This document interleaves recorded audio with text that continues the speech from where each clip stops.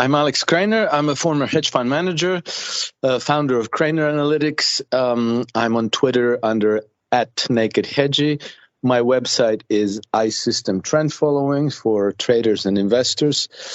And I also have a personal blog called The Naked Hedgy, where I post seldom articles about a broad range of topics, including history and psychology and so forth.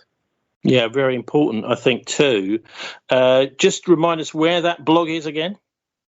It's called The Naked Hedgy. So what Twitter, let's just start with there. I mean, you and I are both on Twitter.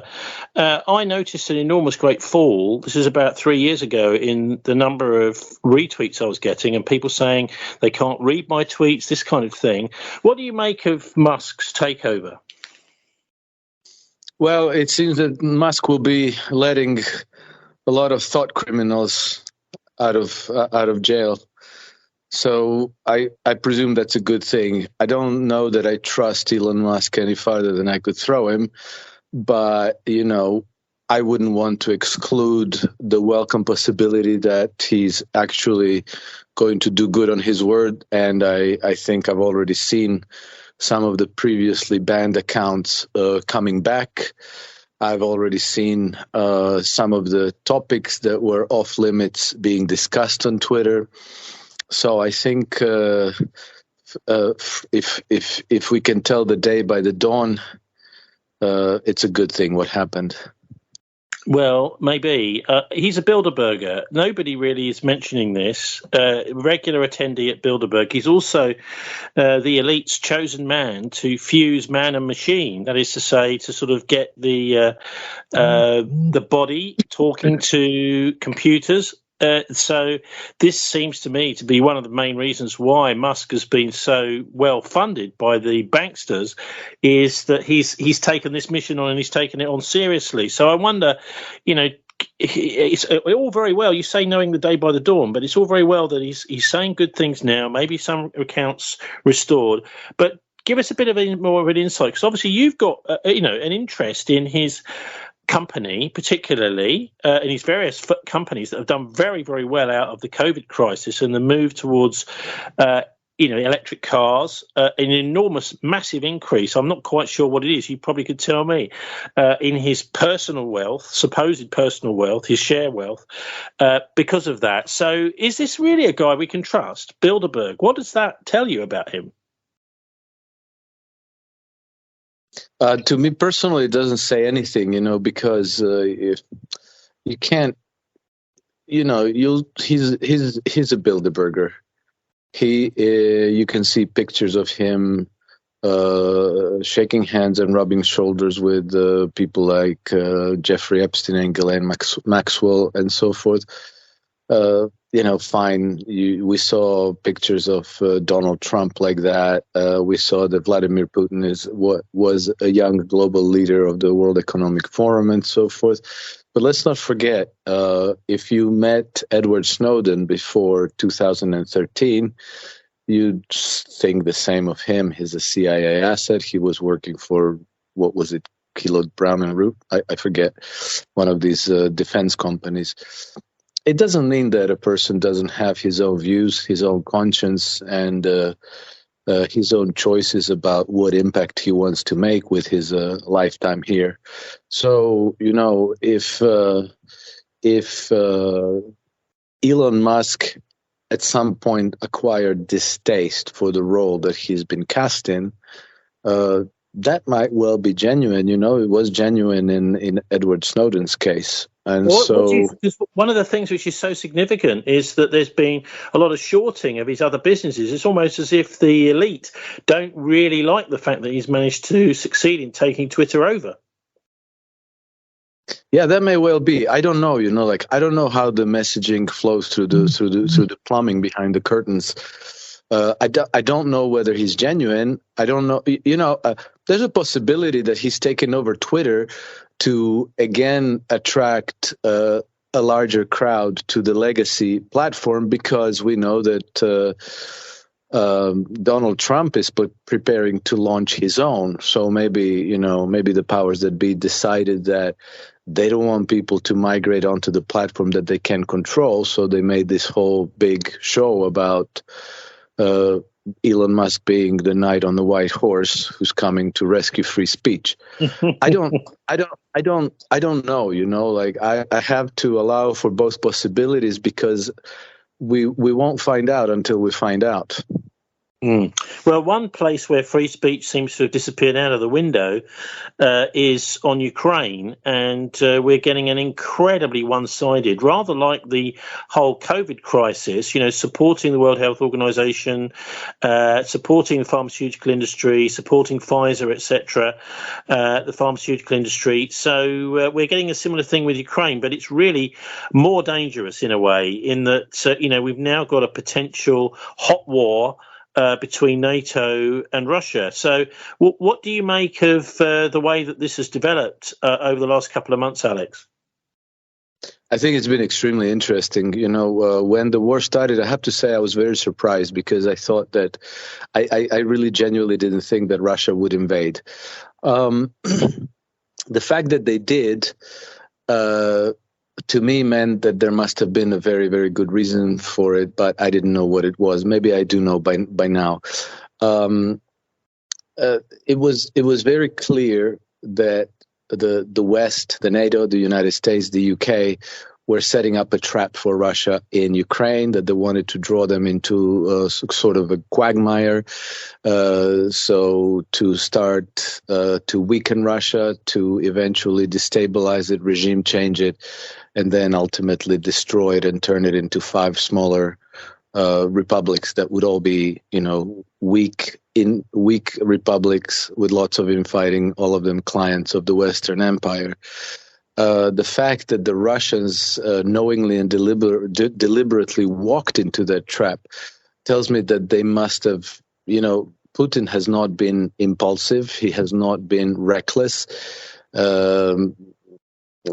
He makes his moves with a high degree of caution. He usually not just Putin, but like people who are on the governing team with him, his cabinet, his military leader, his security advisors, and so forth. They think these moves through very thoroughly. They take all the potential consequences and contingencies into account. The fact that they walked into that trap, and not only walked into it, they walked into it with fewer forces than they were taking on, is very important. And I think that the reason is that they were under the impression that the longer they let it go on, the bigger the problem was going to become. And one thing that we found out in the last 2 weeks from that Swiss gentleman who was the one of the military advisors at the NATO and OSCE, and I forget all his qualification, but his name is I think Jacques Beau. He gave an interview at the Gray Zone and another interview very important for a French radio called I forget now, a French online radio. Basically, he said that what happened is that on the 16th of February, there has been a very sharp increase in shelling by the Ukrainian forces against the Donbas. So this shelling has been going on for the last 8 years, so that wouldn't be unusual. But what happened on the 16th through 19th February is that the shelling increased by the factor of 30. It increased 30 times. And this indicated that Ukrainians were preparing to advance and to attack the Donbas. So I think that for this reason, the Russians made the sudden decision to invade. And I also found out that even the very commanders of the troops that were ordered to go into Ukraine didn't know that they were going into Ukraine until the orders arrived. So this all tells us that the invasion may have been planned for a long time, but the decision was taken practically last minute, and it was taken because the Russians were clearly worried that an attack on the Donbas was being prepared, and then that would also entail a very likely attack on Crimea, that the Ukrainians would attempt to retake Crimea by force. So I think that's what basically formed the decision by the Russians to go in. If I could just interrupt you, because there's a lot of eyebrows, intelligent eyebrows been raised in Britain, because last August and September we had the pull-out from Afghanistan of all the NATO troops. So I remember I was one of the commentators that said, well, I wonder what they're planning next, and also we had an announcement here in the UK across much of the West saying energy prices are going through the roof, although we were scratching our heads thinking, well, why? And 6 months later, we now know why energy prices are going up. We now know why those troops may be not needed in Afghanistan anymore. And so it does seem as if this was pre-planned, that NATO knew that the Russians would have to react if they threatened a serious full Ukrainian army attack on the breakaway republics in Crimea, Alex.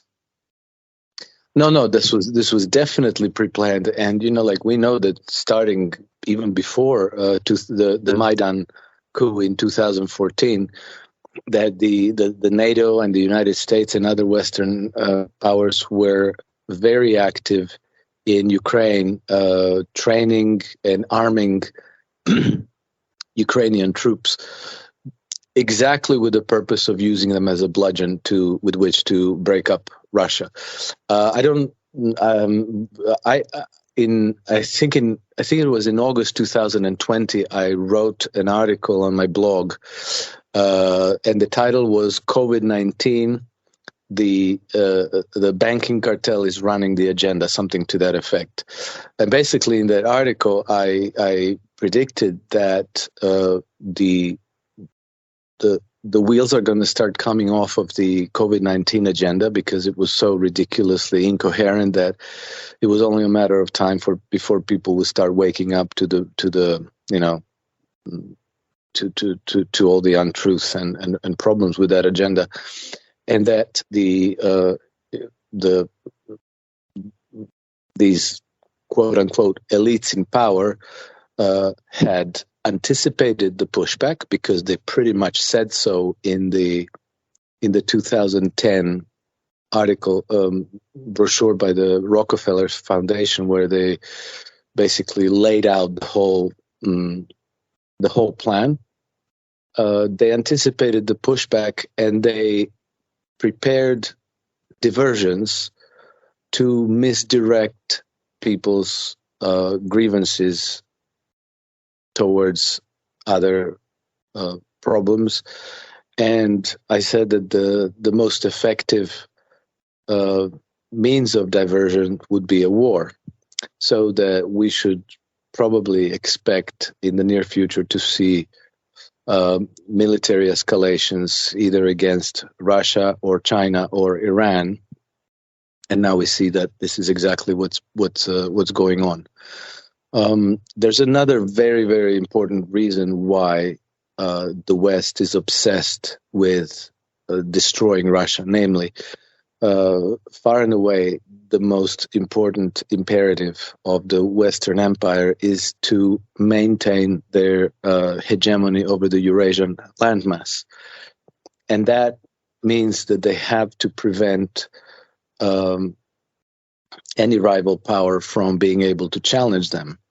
And so now that we have Russia and China, who have arisen as rivals for the domination of Eurasian landmass, it is the question of the empire's very survival that they try to destroy both of these nations, and particularly breaking up their alliance. And so I think that the Ukraine was designated as the bludgeon with which to accomplish that, and Ukrainians as the cannon fodder. So they've been armed, they've been trained, they've been how do you call it, quote unquote, educated to oppose Russia, to hate Russia, and to eventually, go to war against Russia.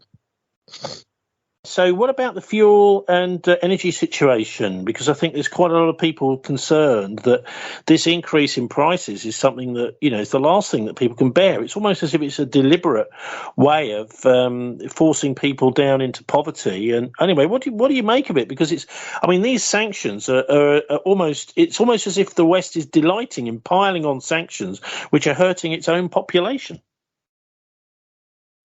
Well, this is all very closely related with their Great Reset, because as you're probably aware, a very important part of the Great Reset is to substitute the Western the energy component of the Western economies from the fossil fuels to renewable energy sources, and part of the reason for this is because the bulk of the remaining crude oil resources, reserves, is now controlled by Venezuela, by Iran, and by Russia. And the West does not control either one of those three nations. And so, in order not to find themselves dependent on their geopolitical rivals,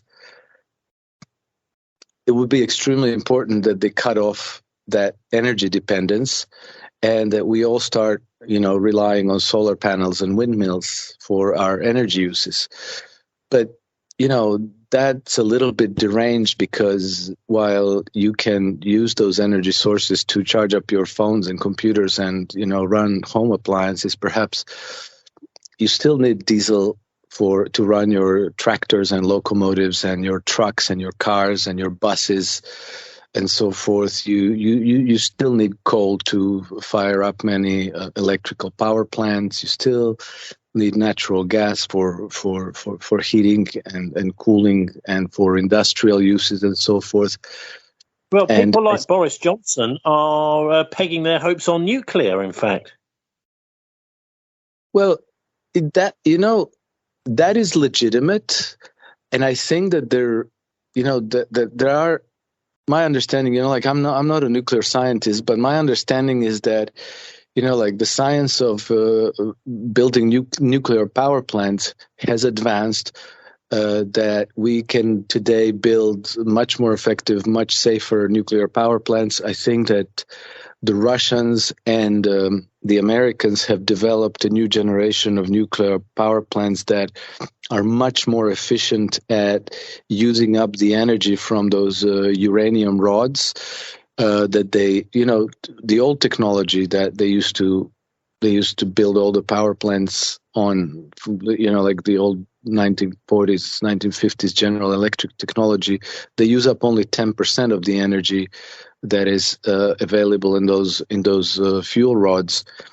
The new technologies potentially can use up 100% of that energy, and then the nuclear how do you call it, the waste is then no longer as toxic as it is today. So it would, like instead of decomposing in 10,000 years or whatever it is, it may decompose in as little as 100 years. I forget the exact figures, but I was once in a conference where a German nuclear scientist was presenting this. And so,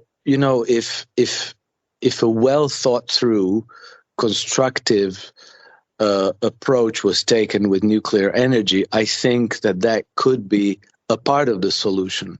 But I'm afraid that these, these solar and windmill things are it's unrealistic. It's expensive. Without state subsidies, it doesn't work at all. It depends on companies that receive state subsidies. That when the state subsidies are withdrawn, some of these companies go bust. When they go bust, you can no longer procure, the spare parts and the servicing, and the whole thing is a shambles. So I don't think it's realistic. Nuclear, maybe.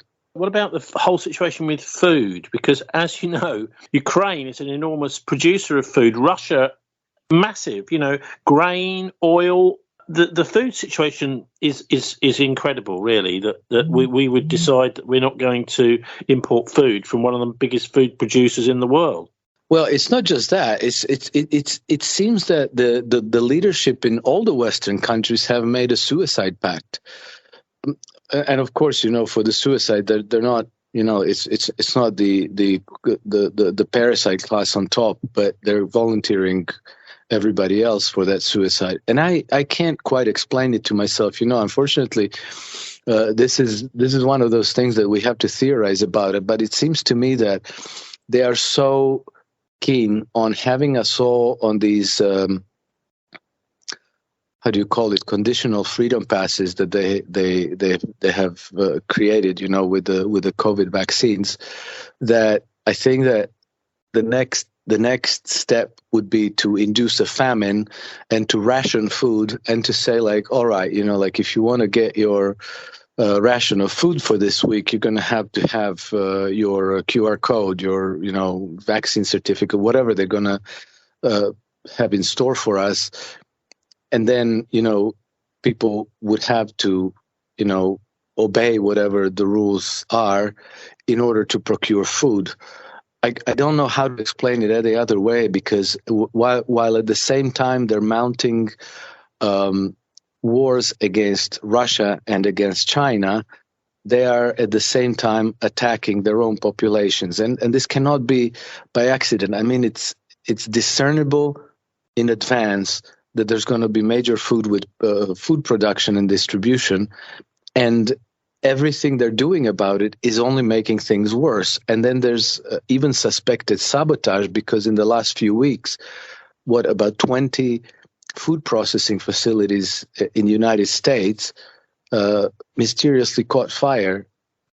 And we saw that, I think recently I saw that in Belgium, one of the major meat processors announced that they were going to reduce their capacity by 40%. We've seen ads by the British government offering farmers cash payments to get out of farming.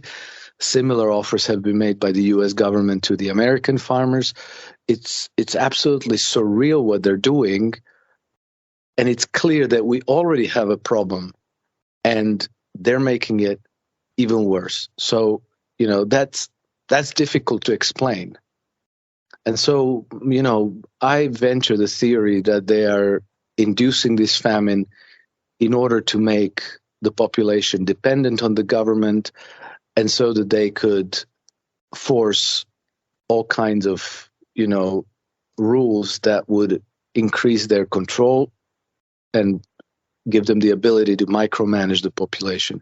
And then, the eventual objective of all this is to remove cash from circulation, to force us all onto central bank digital currencies, and then have all that run by algorithms that are going to, condition every transactions with your social score, with your vaccine compliance, with your rations of this and that. So, if tomorrow Tony Gosling goes to buy a steak, there's going to be some algorithms that's going to say, like, no, Mr. Gosling, you've already had your weekly ration of protein. You may have some crickets instead, or, whatever.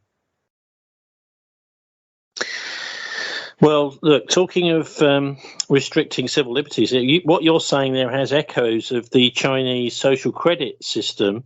And although there is a lot of disinformation about China from the Western media, there's obvious attempts to demonize China.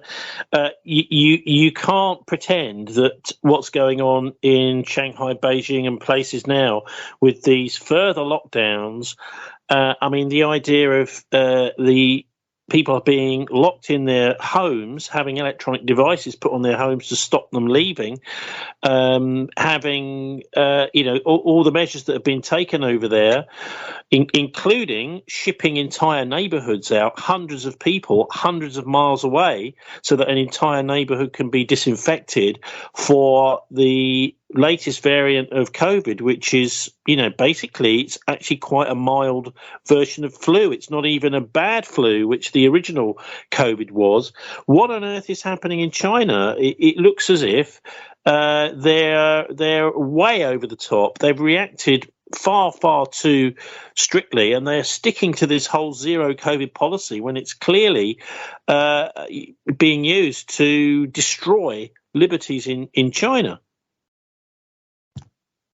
I must say I'm very perplexed about all this. Starting point, I don't believe anything I read in the Western media, particularly not about China or Russia. But it does seem that something terrible has gone on with this zero COVID policy. I don't have an explanation for why that is. I'm pretty sure that it's not to eliminate a virus. I mean, nobody's that dumb. You cannot eliminate a virus, and the zero COVID policy absolutely makes no sense. We know from, a large body of public health research and science that's accumulated over decades, that the way you treat epidemics is to do the least to upset the normal functioning of the society. So any approach should be done with light touch, with preventive care, with maybe you put people who are ill in quarantine at the worst. But what seems to be going on in China, I have no explanation for it. I think it's ultimately destructive, and I'm genuinely puzzled by the whole thing. I mean, some might say the Chinese government are just preparing their population for the sorts of measures that might have to be taken in an all-out biological war. Well, I heard those explanations, but honestly, I'm very suspicious of those explanations because, it seems that the Chinese and the Russians believe or suspect that all these biological laboratories that have been set up around their borders over the recent decades, that part of the research has been to develop biological weapons that target specific genomes, that they can target the Slavic people, the Russians or the Chinese people or so forth. I don't know if this is realistic at all. And maybe they know something that I don't know, but I believe that it would be extremely difficult or not impossible to develop something like that would just target the Chinese, but not the Americans, not the Indians, and so forth. We have 99% the same genes as a field mouse. But how different is the genome between the Chinese man and a Caucasian man? And can you really target that little bit of a difference effectively and then wipe out a whole population?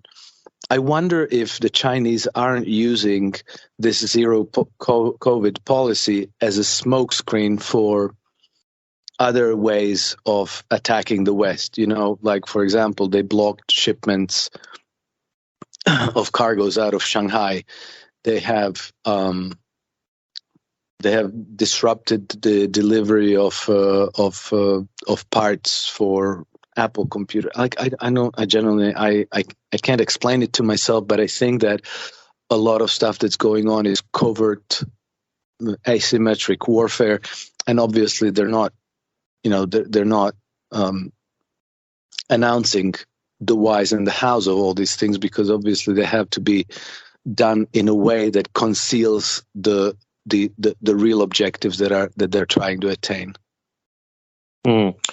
Well, that's our job to try and pick this stuff apart. But look, what about, since I last spoke to you, we've had the removal of the Chelsea Football Club from Roman Abramovich, who, of course, is Jewish. This reminded me, when it happened, of the 1938, the removal of assets from the Jews by Hitler. And we have a problem with Nazis in Ukraine, most definitely. If you look at the ideology of the Azov Battalion, the Pravi Sector Party, etc., there's an armed wing, basically, of a pro-Nazi party. This is not neo-Nazis; these are pro-Nazis. All sorts of not just symbolism, but kind of Nazi ritual. Fascist salutes, all these kinds of things going on there. So what do you make of this? I find it difficult because Zelensky, being a Jewish, I think the first Jewish president of Ukraine, presiding over basically these Nazi units and the confiscation of Jewish assets in London. It seems like some kind of repeat of the 1930s and 40s. Well, yeah, but to be fair, I don't think they confiscated Abramovich's assets because he was Jewish, but because he's Russian. Also, that's like a double whammy.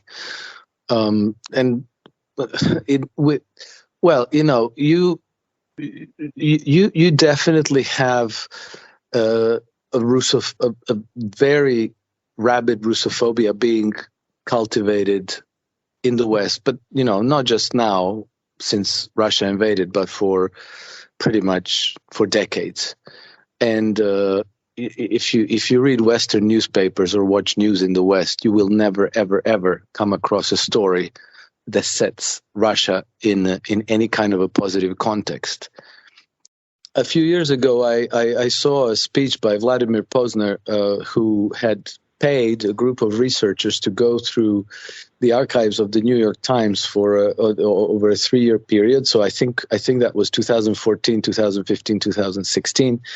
And he asked them to look up all the stories about Russia and to try to find any that were cast in a positive context, that it was positive about Russia, and they could find absolutely none. So that doesn't happen by accident. There would be positive things to report about Russia if you wanted to, but if you don't want to, that's how that happens. So I think that this has been pretty much the rule for Western reporting about Russia, so that we never hear anything good about Russia, only bad things.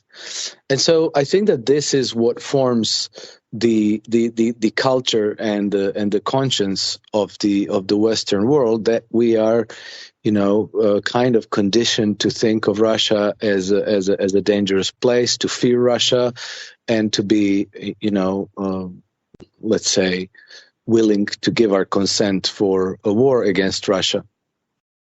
And I think that particularly with you asked me about Ukraine, as it turns out, the problem of Nazification of Ukraine was really much, much greater than we really knew, because obviously, a lot of this wasn't being reported in the West.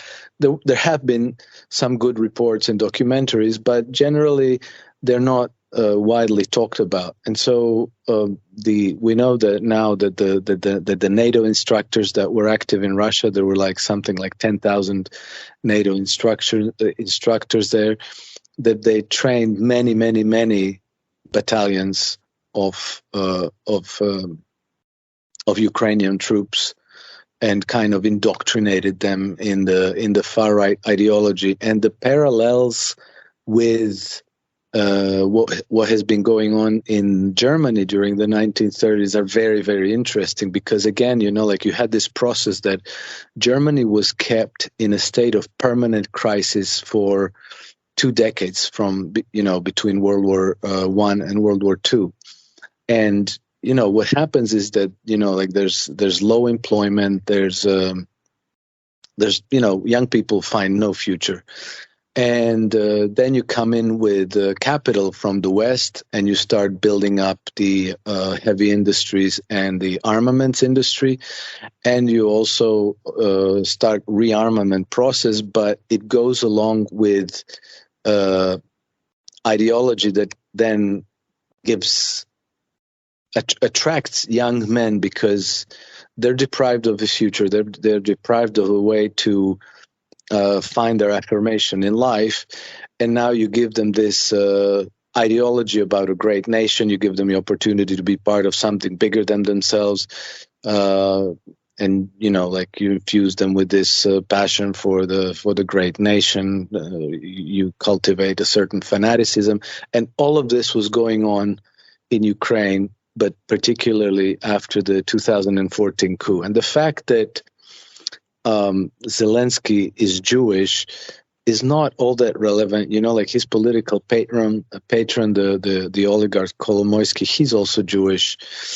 He's basically been the key financier of these Pravi sector and Azov battalions, and these people have pretty much told Zelensky that he's going to do as they tell him, not, like he ran on a platform of making peace with Russians, of normalizing the situation in Ukraine, and they told him, you talk to the breakaway republics, you make peace with them, we're gonna kill you. But we know that both him and the previous president Petro Poroshenko were threatened with death if they make peace with the Eastern Ukrainians. So the fact that somebody in that equation is Jewish doesn't really change very much. Okay, how do you know about those death threats? Oh, they've been reported. They've been reported, and I don't think they're even controversial. I think it's pretty much accepted even in many of the Western media that happened. I don't have it. I couldn't right off the top of my head direct you to a source, but I don't think it's really controversial. It's got to be taboo. We cannot, in the West, we can't admit to supporting a force of Nazis. I mean, we're talking about many thousands of soldiers here. Well, I think that it's pretty much the way the leader of the C-14 gang, one of the Nazi paramilitaries in Ukraine, put it. So he gave a press conference a few weeks ago. His name is Yevhen Karas, and he pretty much said, the West is training us and arming us because we are the only one that are willing and able to carry out their orders. And he said some really ugly things in the process. He said, like, we enjoy killing, we love to fight, and that's why they like us, and this is why they support us. And he was saying, we have so much weapons, we have more weapons that we know what to do with, and we got more coming, and they're funding us. And that press conference is still somewhere online, and I think that it's been seen by many people. And the whole thing is undeniable by now, because there's so much video footage. There's so many of these interviews and statements by these people, because recall that these Nazis, they're not shy about saying explicitly what they're about, what their objectives are, what their philosophy and ideology is. And this footage is everywhere, so it's very, very difficult to deny. And then they also, say openly that the West is funding them, that the West is helping them, that like American and British and French instructors are training them, and that their objective is to go and fight Russia, and they're fighting for the white race, for Ukraine free of Jews and whatever other groups that they hate. But I don't think that's even deniable at this point. So where do you think this conflict is going? How long do you think it'll last? And will it go nuclear ultimately? Could it turn into a third world war, Alex?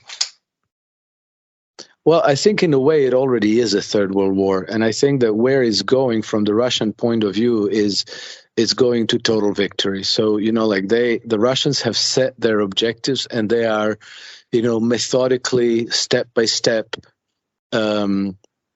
executing on the plan. And apparently they're doing it very successfully. The West will try everything to sabotage this, and they will do everything to prolong the conflict because the West's objective is to weaken Russia, to destabilize Russia, and to ultimately try to regime change it. I don't think that the West is going to be successful with this. And so, many people who observe the situation expect that the NATO will try to pull some kind of a false flag attack that could then galvanize, all the powers that are sitting on the sidelines, basically Germany, Poland, France, all the NATO nations that are unwilling to commit to fighting Russia, that maybe that will galvanize everybody to go and make it into a World War III. Will it go nuclear? I certainly hope not. And I believe that it won't, because while there certainly is a very, very small segment of leadership in the West that is willing to take that step, they would have to get the professional soldiers to execute it. I don't see it happening very easily. Well, look, not easily, no. But if you go back to the Cuban Missile Crisis, I can remember reading a book, I think it was called The Limits of Safety, many years ago, probably 20 years ago, where it was pretty clear that there was, I think it was General Power and some of his friends, amazing name, in the US Strategic Air Command, that really did want to start a nuclear exchange with Russia. They said we would win such an exchange with no more than expectable casualties. Yeah, there's going to be deranged people like that on every side of this conflict, for sure. But I think that now it is clear that there wouldn't be a winner to this conflict. And I don't know this for sure, but I've heard some military analysts, Western military analysts, who said that Russians are not worried about a nuclear attack from the West, because apparently they're saying that their defenses are such that probably nothing would come through, really.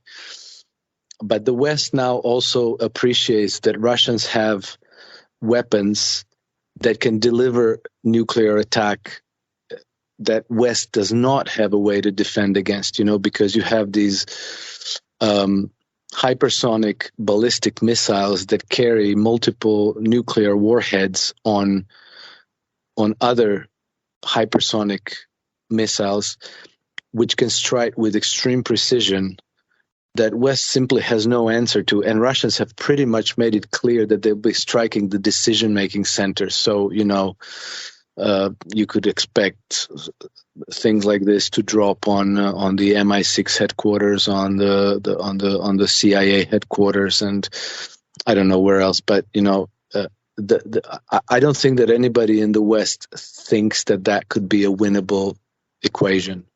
So how long do you think it'll go on for, and how will it finish? Maybe it will finish with negotiation, as the UN Secretary General this week has been hoping for. Well, I think it'll inevitably have to finish with negotiations, because, like every conflict, at the end of every conflict, people have to sit down at a table and draft some kind of an armistice, and everybody has to sign it, and then life goes on. So this is going to happen one way or another. I know that the Russians have planned war crime tribunals for Ukraine, I think, beginning in June. So I think that they are planning to be done with the bulk of the military operations in June. Well, now we've seen after on Sunday, 24th February, we've seen that we had Lloyd Austin, the U.S. Secretary of Defense, and Antony Blinken, the State Secretary, visit and Vladimir Zelensky allegedly in Kiev, and then 2 days after this, we've seen military escalations in Moldova and Transnistria. So I think that as they are losing the battle for East Ukraine, the West by proxy is trying to now expand the war to the west of the country, to Moldova and Transnistria. So I don't know where this is going to go. I don't know if the Russians. I'm sure that Russians have prepared their contingencies, but we don't know what they are until we see them. So I don't also know what happens with the west of Ukraine. The Polish are kind of licking their chops about sending like a peacekeeping mission to the western part of Ukraine, maybe with the view of maybe carving out some of the territory and Lvov for themselves, because historically that's disputed. So they have some claims on parts of Ukraine. So I don't know. I think that the Russians have planned probably to end their special military operation within June, but these other parts of Ukraine, I don't know what's going to happen. Well, any student of the September the 11th attacks will know that the Anglo Zionist empire rather likes these false flags. Would they dare to do a nuclear one? Yeah, that's the thing that I'm most afraid of. Would they like to orchestrate one? I think probably yes. Would they be able to pull it off? I don't know. Would the reaction in the world be, because September 11 took many people unawares, and I think that up until some ways into this pandemic crisis that we've had, many people were still sound asleep. But I think that the pandemic caused a lot of people to question what they really think is going on. And I wonder if even if they managed to orchestrate some kind of a nuclear false flag, that you wouldn't have a lot of people saying like, no, that's not the Russians, this is the false flag. So, potentially it could backfire too. It could, maybe you had your best, honestest intentions to galvanize the West to go to war against Russia, but then instead you get blowback. And I don't know if these people are smart enough to realize this, but I'm pretty sure that a good part of the hierarchy that they would have to wield against Russia would be smart enough to realize this. So I think that it's extremely difficult to predict because the system is very complex. I think that a large segment of the population in the West has woken up to disbelieve the official narrative. And so, what worked 20 years ago might not work the same way today. Okay, Alex, can you just remind us whereabouts we can find you online? And also maybe you'd like to plug your book, which was in a way quite prescient, really, looking at the legal attempts, very successful legal attempts in the West here to wage economic war effectively on Russian individuals. Yeah, so that you're talking about the Grand Deception. So the Grand Deception was published in 2017, and it was promptly banned on Amazon. And so now the only place where people can find it is on the web pages of its publisher called the Red Pill Press. So the Red Pill Press will have copies for sale, but nowhere else. And then people can find me on Twitter at Naked Hedgie. For traders and investors, they can go to iSystem Trend Following. And for all kinds of other topics, my blog is The Naked Hedgie. Okay, Alex Krainer, thanks very much for joining us again. Thank you for having me. It was a pleasure. Cheers, Alex. All right, thank you. Yes, so that'll be up on Friday evening. Okay, cool. All right. Nice one. Take care. Have a good evening. Bye. Thank you. All the best. Bye.